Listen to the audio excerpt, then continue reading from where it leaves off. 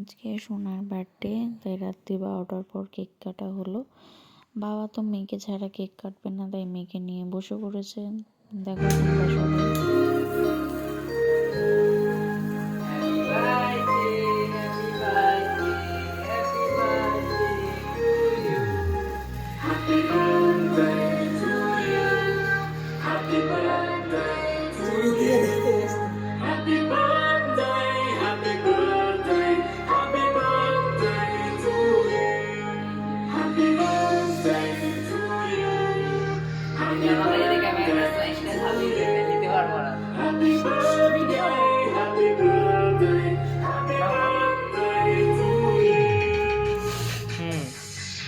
अरे फाज भाई, अरे फाज भाई ठीक है यार, मुक्ता ही नहीं हुआ है।